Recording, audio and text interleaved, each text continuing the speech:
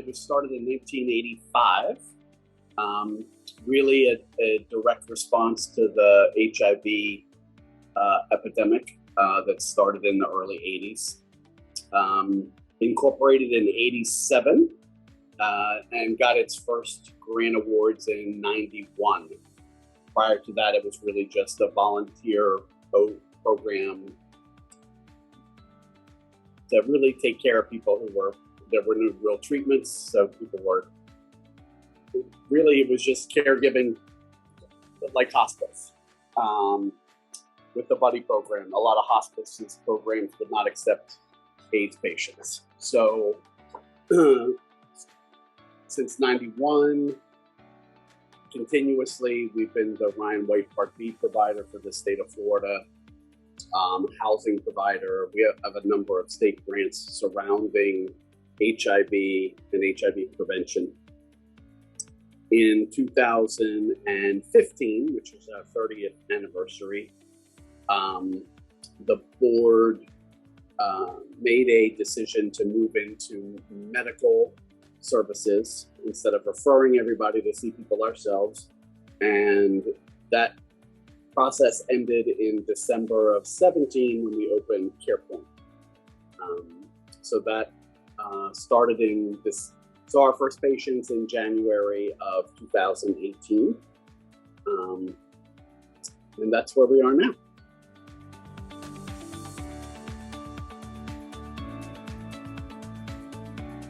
So Carepoint does complete medical home model services. So we have inside the building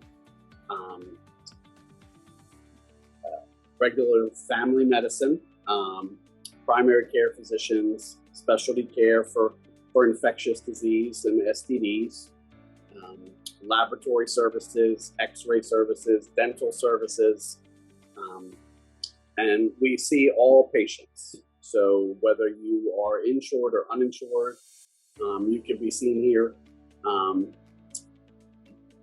depending on circumstance with no cost.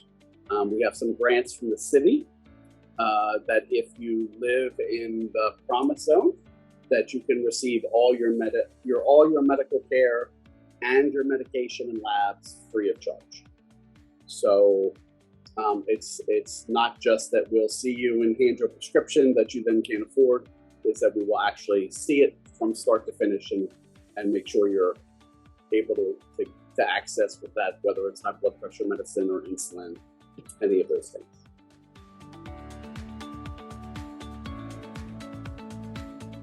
Locally and nationally, HIV prevention has really evolved in the last 7-ish, 8 years to really focus on what used to be, we go out in the community, we tell people how not to contract HIV, how to protect themselves.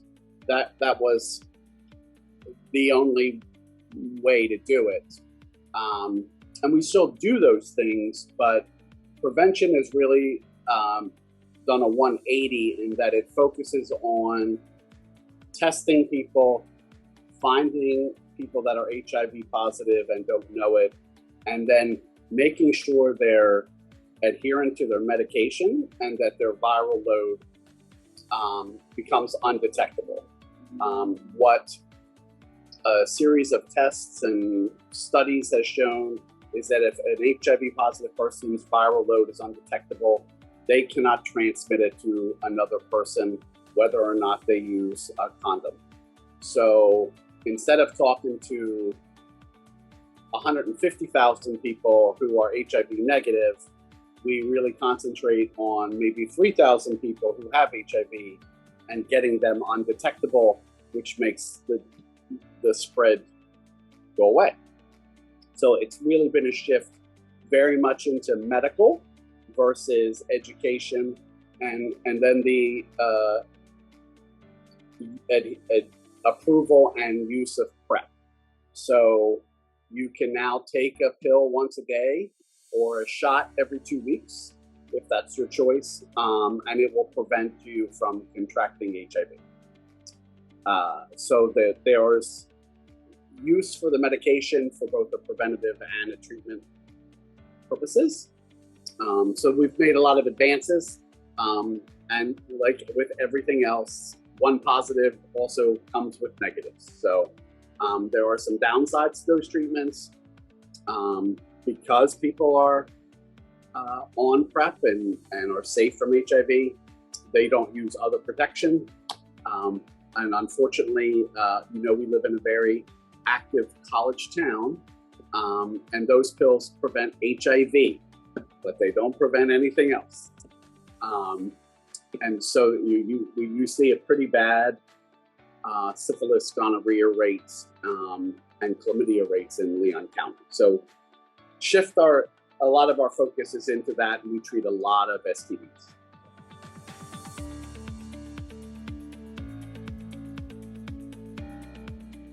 Really, for me, it was opening Carepoint and getting that to be up running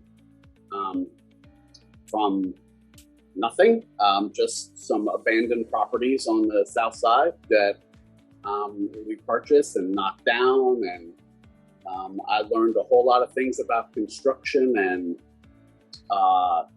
soil abatement and impervious surfaces that are really not part of my day-to-day job, but you spend a couple years doing that, and you expand your knowledge base. But getting that to the point of opening and now running successfully has been the big sort of check that off my list.